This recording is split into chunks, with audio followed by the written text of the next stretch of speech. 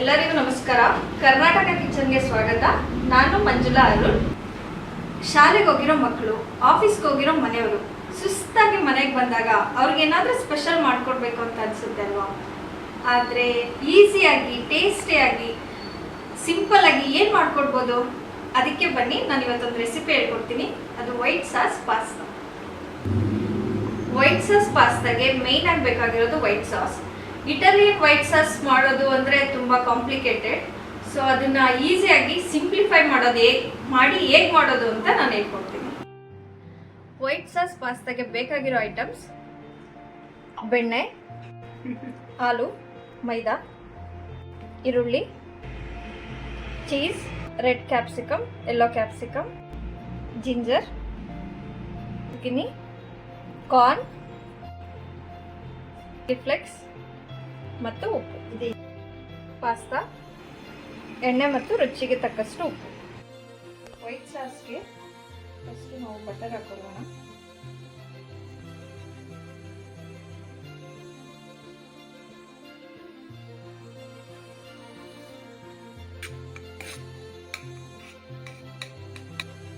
Butter ಕಾದ್ಮೇಲೆ 2 spoon ಮೈದಾ ಹಾಕೊಳ್ಳೋಣ. ಮೈದಾನ ಚೆನ್ನಾಗಿ ಬಟರ್ ಜೊತೆ ಮಿಕ್ಸ್ ಮಾಡೋಣ. ಅದಾದ್ಮೇಲೆ ಇದು ಒಂಥರ ಗೋಲ್ಡ್ ಕಲರ್ ಬರುತ್ತೆ ಮತ್ತು ಮರಳಾಗಿರುತ್ತೆ. ಇದನ್ನ ಹಂಗೆ ಫ್ರೈ ಮಾಡ್ತಾ ಇರಬೇಕು ಒಂದು 4 ನಿಮಿಷ.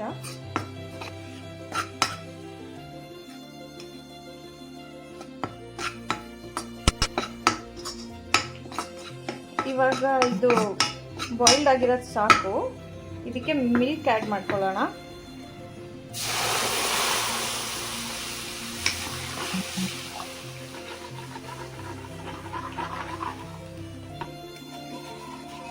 ಮಿಲ್ಕ್ ಆ್ಯಡ್ ಮಾಡ್ಕೊಂಡ್ಮೇಲೆ ಇದನ್ನು ಹಿಂಗೆ ತಿರುಗಿಸ್ತಾ ಇರಬೇಕು. ಅದು ಒಂದು ಕುದಿ ಬರಬೇಕು. ಮಿಲ್ಕು, ಮೈದಾ ಮತ್ತು ಬಟರ್ ಎಲ್ಲ ಫುಲ್ ಇದಾಗೋ ಥರ, ಮಿಕ್ಸ್ ಆಗೋ ಥರ ಇದನ್ನು ಪ್ರೆಸ್ ಮಾಡ್ಕೊಳ್ಳಿ.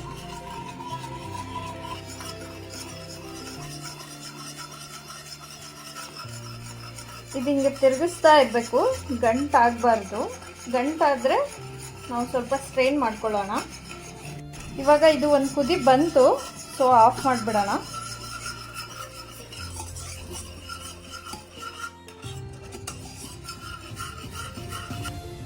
ಇವಾಗ ವೈಟ್ ಸಾಸ್ ರೆಡಿ ಇದೆ. ಇದನ್ನು ಚೆನ್ನಾಗಿ ಸ್ಟ್ರೈನ್ ಮಾಡ್ಕೊಳ್ಳೋಣ.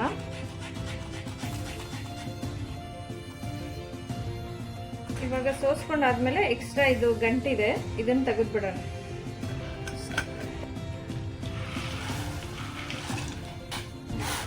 ಫಸ್ಟು ಪಾಸ್ತಾನ ಬಾಯ್ಲ್ ಮಾಡ್ಕೊಳ್ಳೋಣ. ಕಾರ್ನು, ಜುಕಿನಿ,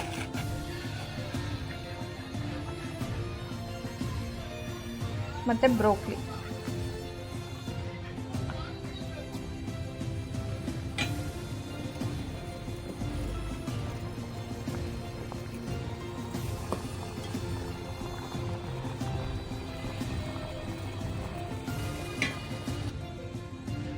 ಮೊದಲು ಸ್ವಲ್ಪ ಎಣ್ಣೆ ಹಾಕೊಳ್ಳೋಣ.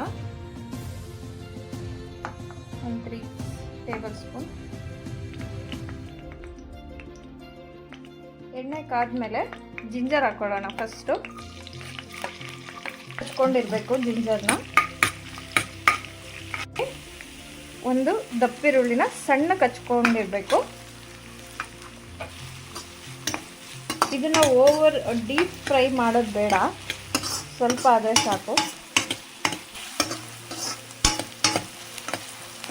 ಮಾಡಿದ್ಮೇಲೆ ಇದಕ್ಕೆ ರೆಡ್ ಕ್ಯಾಪ್ಸಿಕಮ್, ಯೆಲ್ಲೋ ಕ್ಯಾಪ್ಸಿಕಮ್ ಹಾಕೊಳ್ಳೋಣ.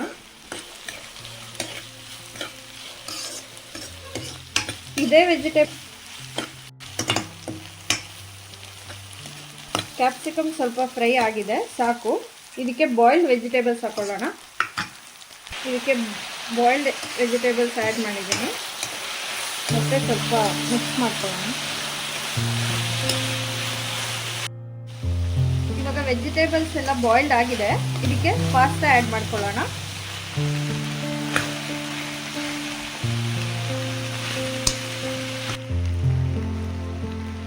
ಇವಾಗ ಇದಕ್ಕೆ ಚಿಲ್ಲಿ ಫ್ಲೇಕ್ಸ್ ಆ್ಯಡ್ ಮಾಡೋಣ. ನಿಮಗೆ ಎಷ್ಟು ಖಾರ ಬೇಕು ಅದನ್ನು ನೋಡ್ಕೊಂಡು ಹಾಕೊಳ್ಳಿ. ಸ್ವಲ್ಪ ಪೆಪ್ಪರ್ ಪೌಡರ್ನ ಆ್ಯಡ್ ಮಾಡ್ಕೊಳ್ಳಿ ಟೇಸ್ಟ್. ಇವಾಗ ಎಲ್ಲ ಬಾಯ್ಲ್ಡ್ ಆಗಿದೆ. ಇವಾಗ ವೈಟ್ ಸಾಸ್ನ ಇದಕ್ಕೆ ಮಿಕ್ಸ್ ಮಾಡೋಣ.